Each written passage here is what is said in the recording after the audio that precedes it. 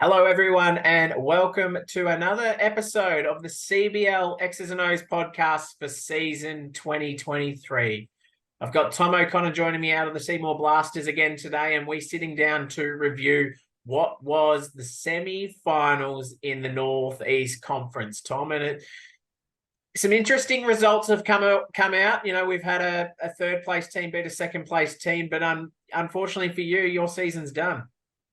Yeah, season's done, and I know we'll jump into that, but yeah, that second versus third place game could have gone either way. And then in the women's, some close games there as well. So I'm looking forward to breaking this down. Let's start off Saturday in the men. Benalla took on you guys, the Seymour Blasters, and it looks like, you know, they've come out of the blocks firing, and that's been the difference for the game. Yeah, absolutely. They come out straight away with well, to be honest, as soon as Eric Miraflores hit his first triple, that place, I felt like the roof didn't exist anymore at the Benalla Indoor Rec Centre. So credit to their fans bringing the noise straight away. But yeah, they came out firing 20 zip, I think it was, or 18 or 20 zip. And to get it back to 9 at half time, which effectively was 6 until very tough, yet again, 3 from the little man, Eric. That hurts. But no, credit to Benalla. They came out with a game plan. They executed it. They stuck true to it. And at the end of the day, they've come out with the result, and a rightful result for them as well with the way their season has gone.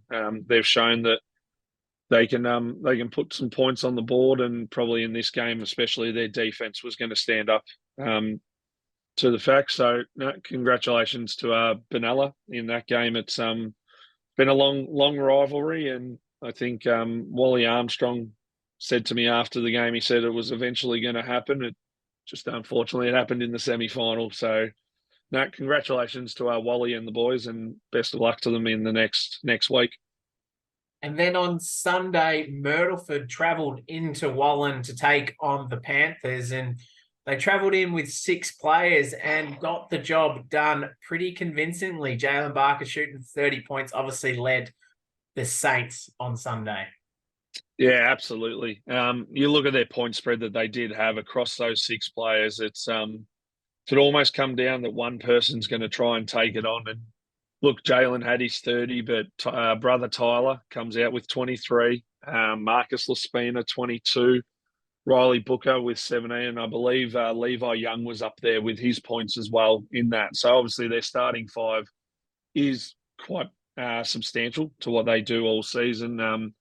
And unfortunately for Wallen, they couldn't get the likes of Luke Leesengang going, who had foul trouble.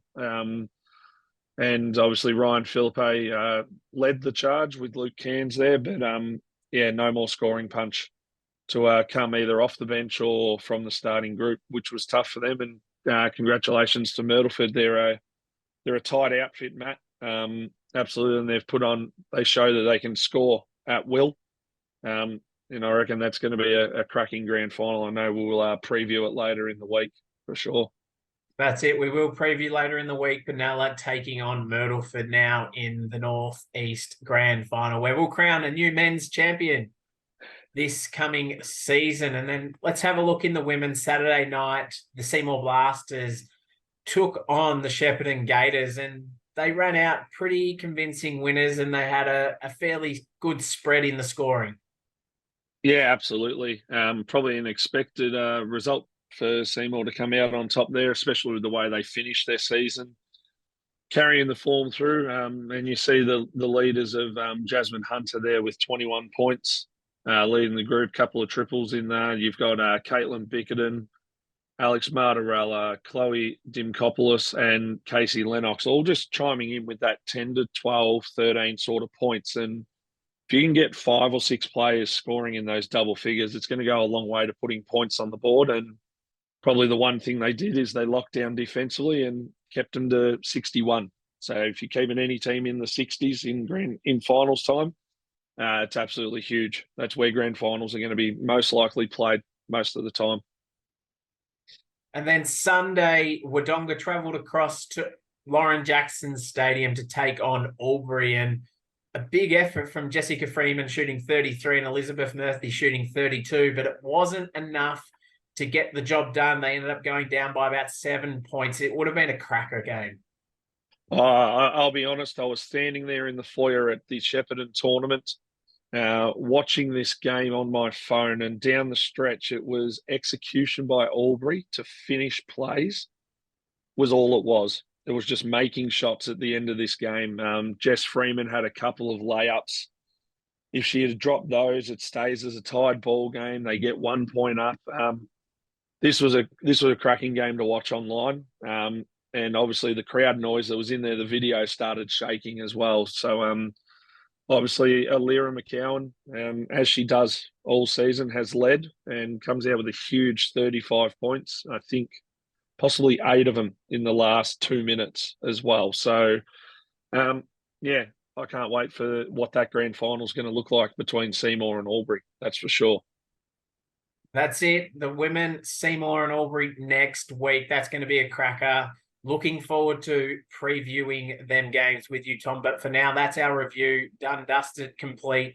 I look forward to catching you later in the week where we get to preview what is going to be the spectacular grand finals in the Northeast Conference. So for our fans, viewers, and listeners out there, stay tuned for that one.